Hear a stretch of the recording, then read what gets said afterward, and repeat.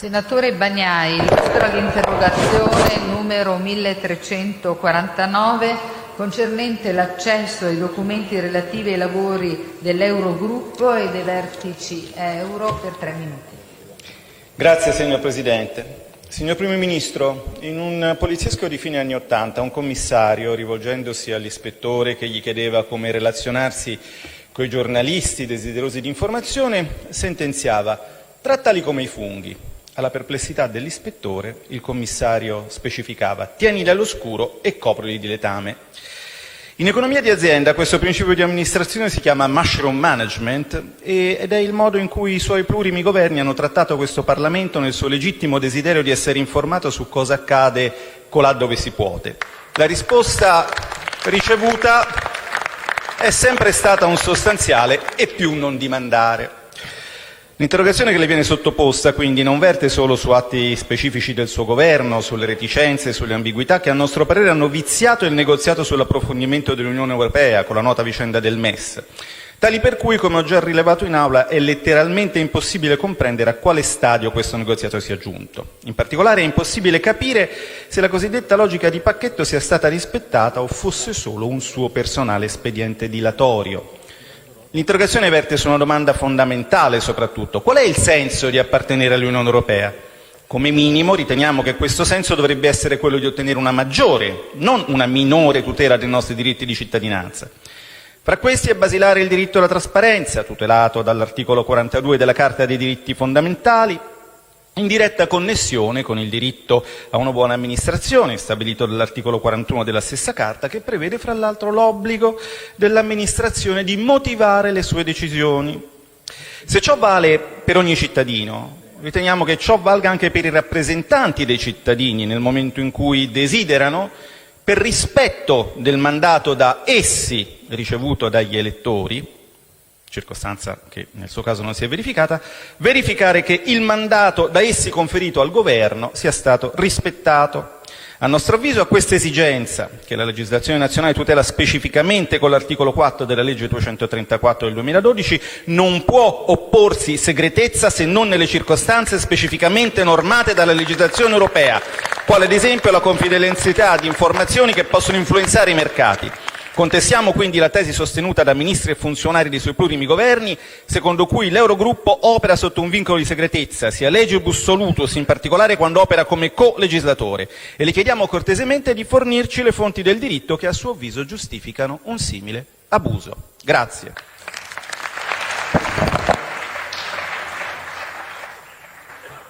Il Presidente del Consiglio Conte risponde all'interrogazione illustrata.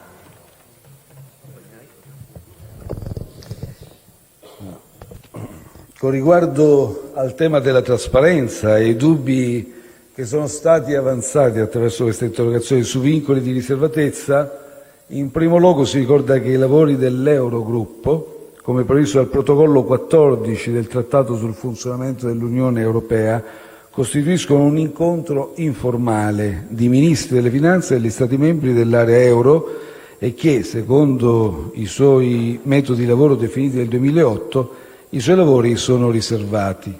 Pertanto non è possibile fornire al pubblico specifici resoconti verbali delle discussioni avvenute nel corso delle sue riunioni. Il regolamento europeo 1049 del 2001, relativo all'accesso del pubblico ai documenti del Parlamento europeo, del Consiglio e della Commissione, ripeto queste specifiche istituzioni, non è direttamente applicabile all'Eurogruppo. Ad ogni buon fine si rappresenta che gli esiti delle riunioni dell'Eurogruppo sono pubblici e disponibili per la consultazione sul sito web del Consiglio dell'Unione Europea. In riferimento agli esiti del citato dialogo con l'Ombudsman O'Reilly è stata avviata una riflessione su una possibile revisione anche della politica di trasparenza dell'Eurogruppo, con l'obiettivo di raggiungere un bilanciamento ottimale tra le necessità di riservatezza e confidenzialità delle attività dell'Eurogruppo e invece la opposta necessità di informare il pubblico.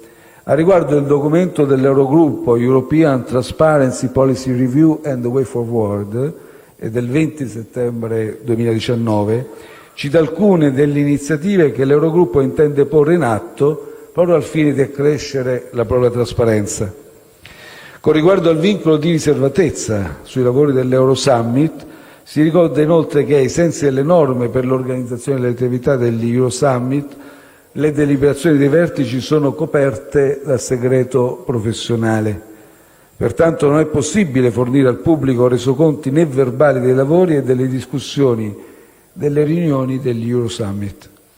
In riferimento a quanto citato nella premessa dell'interrogazione, si rappresenta che nella lettera del Presidente dell'Eurogruppo Centeno al Presidente dell'Eurosummit Charles Michel, la lettera risale al 5 dicembre 2019, Centeno, quindi il primo, dichiara che sulla base dell'ampio accordo raggiunto nel giugno 2019 l'Eurogruppo ha continuato a lavorare sul pacchetto completo di riforme del meccanismo europeo di stabilità MES, sull'ulteriore rafforzamento dell'unione bancaria e sulle questioni in sospeso inerenti allo strumento di bilancio per la convergenza e la competitività per l'area euro.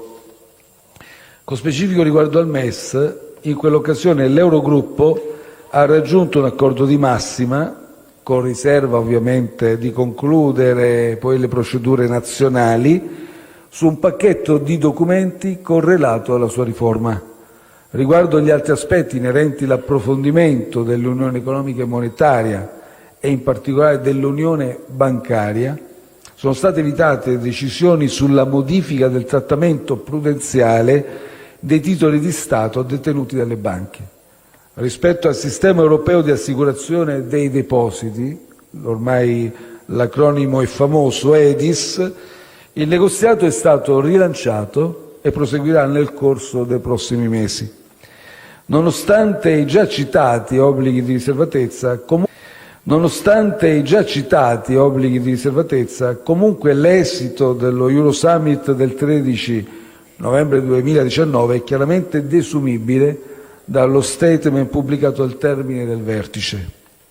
In tale statement non è citata alcuna finalizzazione del pacchetto di riforma del MES, bensì si legge che è stato dato mandato all'Eurogruppo di proseguire i lavori, con riserva della conclusione delle procedure nazionali e di continuare a lavorare su tutti gli elementi inerenti all'ulteriore rafforzamento dell'unione bancaria su base consensuale. Tale esito, se mi permettete, per nulla scontato, costituisce, oltre che un indubbio successo, anche un punto di forza per l'Italia, si pone in coerenza con la logica di pacchetto affermata poi nella risoluzione parlamentare di maggioranza che è stata approvata l'11 dicembre 2019.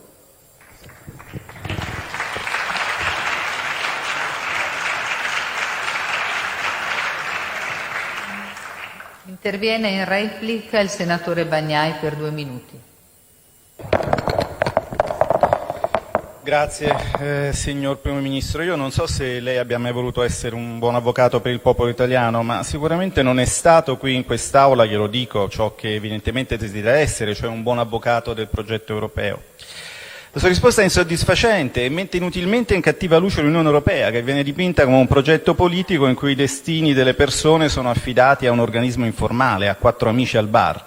Lei potrà pensarla così, ma sa benissimo che non la pensano così le autorità europee, a partire dall'Ombudsman che lei ha citato, che già più volte si è trovata ad affrontare questo tema. I documenti dell'Eurogruppo sono documenti del Consiglio, come viene specificato anche nella risposta ricevuta dal dottor Grizzuti del quotidiano La Verità, quindi rientrano nel perimetro del regolamento 1049/2001. La stessa tesi viene sostenuta nella lettera che l'Ombudsman indirizza il 14 marzo 2016 al Presidente dell'Eurogruppo, dove si afferma inoltre che anche i documenti degli organi preparatori dell'Eurogruppo, quegli organi tecnici che ora si sono chiusi a riccio dopo che qui in quest'Aula abbiamo sollevato il caso del MES e che il Ministro Gualtieri chiamerebbe GSC, EFC, EPC, EWG, sono anch'essi soggetti allo stesso regolamento e quindi è richiesto per essi la trasparenza. Quindi ci dispiace, ma non credo che sia riuscito nel suo intento di nascondere il fatto che quella che lei ha definito logica di pacchetto in effetti si è dimostrata essere una logica, ahimè, di pacco. No. Sospendo l'Aula.